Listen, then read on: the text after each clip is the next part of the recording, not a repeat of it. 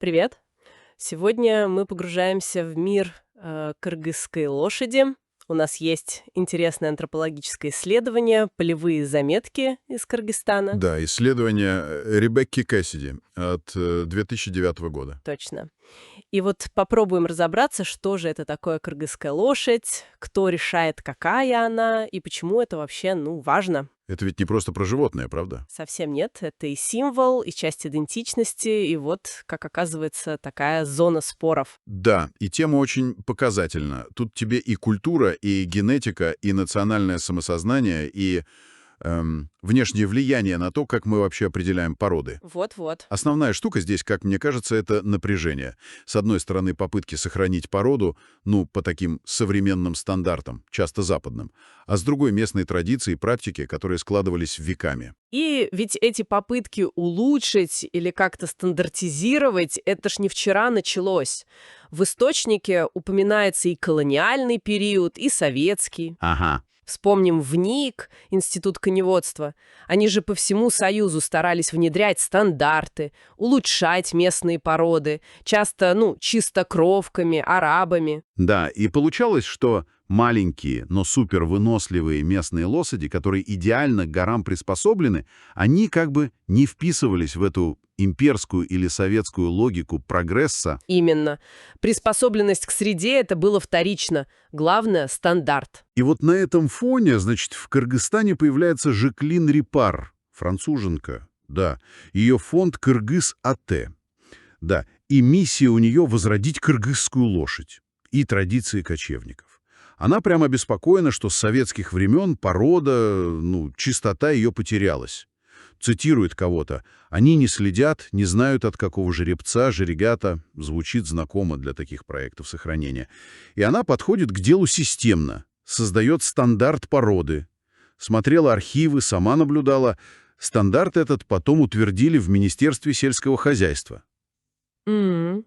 И даже фестиваль скачек организовала у Барскуана. Чтобы показать вот этих настоящих эталонных кыргызских лошадей. Классика жанра сохранения породы, да? Абсолютно. Чисто западная модель. Стандарт, реестр, измерения, фенотип, генетические пробы берут.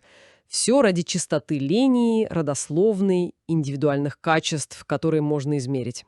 Но Но вот тут как раз и начинается самое интересное. Конфликт с тем, как на это смотрят местные. Да, в исследовании классные примеры с этого фестиваля. Люди подходят и говорят: «Моя лошадь не кыргызская». Почему? А потому что Жаклин Риппер ее измерила и сказала. Интересно. Или такой ответ с иронией: мы в Кыргызстане, эта лошадь, значит, да, кыргызская. Это что, просто упрямство? Или глубже? Я думаю, глубже. Вот этот подход Риппер, он же пусть и невольно создает новую ценность. Антрополог Сара Франклин назвала это breed wealth, как бы породное богатство. Ага, понятно. То есть ценность основана именно на чистоте линии, на генетике, которую можно доказать документами.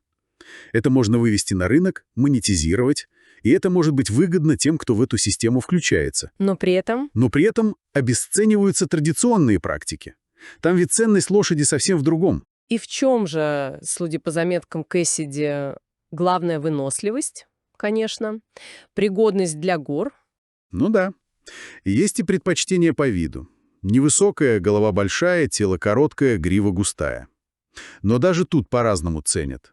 Жеребца за стать, ревнивость, чтобы табун держал, мерено за спокойствие, работоспособность, кобылу, чтобы молока много давала для кумыса, и жеребят побольше. И вот про имена. Это же очень показательно. Да, чаще всего имен просто нет. Рыжие, белые, по меткам различают. Угу. Имена редкости, если дают, то скаковым. И то могут назвать как-нибудь Бимер, Мерседес. Совсем не то, что у чистокровных с их длинными родословными именами. Никакого пиетета перед предками в кличке. А система разведения Джайлау? Это же вообще. Кобылы ушли на лето в горы на пастбище, вернулись с жеребьями. Свободное скрещивание, по сути. Да.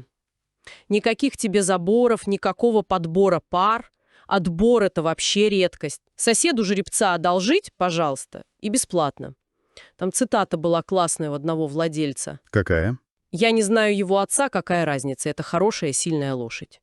Вот и весь подход. Вот тебе и столкновение двух миров, двух систем ценностей. Традиционное ценит пользу, выносливость, связь с общиной и количество. Богатство — это сколько у тебя лошадей в табуне. А никакая у них родословная до 7-го колена.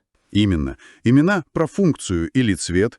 Разведение — это адаптация к среде и социальные нормы обмена, а не селекция по бумажке по стандарту. То есть, получается, попытка сохранить генетический ресурс, ну, по-научному, по-западному, она может прямо противоречить сохранению культурного ресурса, тех самых практик, которые эту лошадь и создали. Именно так. Это ключевое противоречие, на мой взгляд. Хочешь сохранить генетику как чистый ресурс, рискуешь подорвать живые культурные практики. Даже такие вещи, как адаптация традиций под международные стандарты. Точно. В исследовании упоминается, сокращают дистанции на скачках, вводят возрастные ограничения для всадников. Это уже не сохранение традиции, как она есть, а ее изменение под внешние рамки. Получается, кыргызская лошадь — это не просто животное, а такой сложный узел. История, внешнее влияние, наука, национальная гордость, местные традиции — все сплелось. И главный вопрос — а кто, собственно, решает, что тут настоящее и ценное, и по какому праву? Да. И вот мысль напоследок для размышления. Как часто бывает, что мы с самыми лучшими намерениями хотим сохранить какую-то культуру или вид, а в итоге переформатируем их под наши глобальные стандарты и рискуем потерять как раз то уникальное разнообразие, которое и хотели сберечь. Что происходит, когда вот эти унифицированные идеи о наследии сталкиваются с реальной жизнью людей и животных?